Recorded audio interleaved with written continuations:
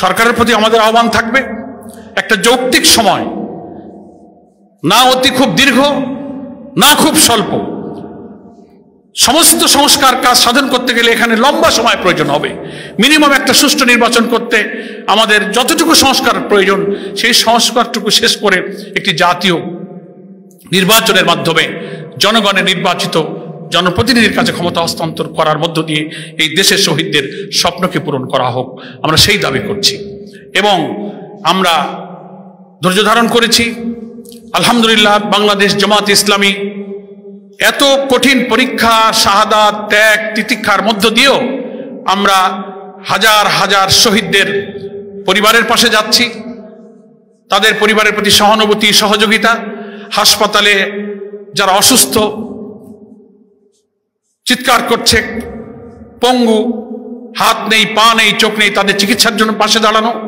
এর মধ্যে সৃষ্ট বন্যা পরিস্থিতিতে দুর্গত মানুষের পাশে দাঁড়ানো এবং রাজনৈতিক, সামাজিক, মানবিক সকল দায়িত্বে আমাদের প্রিয় আমিরে জামাতের নেতৃত্বে গোটা বাংলাদেশের কেন্দ্রীয় এবং সকল শাখার নেতা এবং কর্মীরা জনগণের মাঝে কিন্তু পৌঁছে যাচ্ছে। এর মধ্য দিয়ে বাংলাদেশের জামাত ইসলামী দেশপ্রেমিক, জনগণের জনবান্ধব একটি ইসলামী কল্যাণমূলক রাষ্ট্র প্রতিষ্ঠার আন্দোলন হিসেবে ইতিমধ্যে জনগণের মণিকোঠায় স্থান করে নিতে সক্ষম হয়েছে।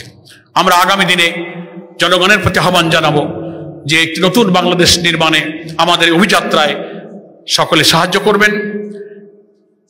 বাইরের কোনো অপশক্তির নৈরাজ্য, অরাজকতা সৃষ্টি করে নতুন বাংলাদেশ নির্মাণের সকল বাধা এবং প্রতিবন্ধকতা তারা দূর করবেন।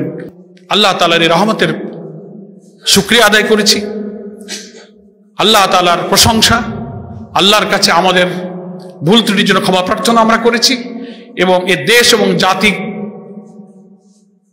নতুন করে বিনির্মাণের যে স্বপ্ন আমাদের শহীদেরা দেখেছিল সেটা গড়ার জন্য আমরা জাতির প্রতি, অন্তর্বর্তীকালীন সরকারের প্রতি প্রতিশ্রুতিবদ্ধ এবং আমরা সেই নতুন বাংলাদেশ বিনির্মাণে আমরা সহযোগিতা করে যাচ্ছি এবং আমরা ইনশাআল্লাহ করব। কিন্তু মুশকিল হয়েছে যে 1 মাস শেষ হয়ে পারল না নতুন বাংলাদেশ গড়ার স্বপ্নকে ধ্বংস করার জন্য এই পতিত স্বৈরাচার বিদেশে বসে তার দেশীয় এবং আন্তর্জাতিক সব সেবাদারদেরকে দিয়ে আবার নতুন নতুন চ্যালেঞ্জ তৈরি করে প্রতি বিপ্লব, মিডিয়া কু, জনপ্রশাসনে নৈরাজ্য সৃষ্টি করে একটি স্টেবল পরিস্থিতি দিয়ে বাংলাদেশে একটি নতুন নির্বাচনের পরিবেশ সৃষ্টির পথে তারা আবার বাধা সৃষ্টি করার চেষ্টা করছে। জনগণ, ছাত্র জনতা, রাজনৈতিক দল এই অন্তর্বর্তী সরকারের পাশে থেকে এই সব চক্রান্ত প্রতিহত করার কাজে আমরা এখন কিন্তু ময়দানে আছি।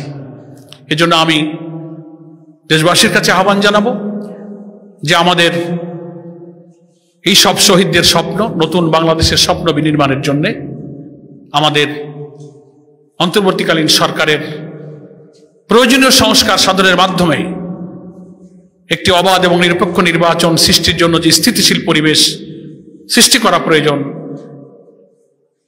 সরকারকে জনগণ সেই কাজের জন্য সহযোগিতা করুক।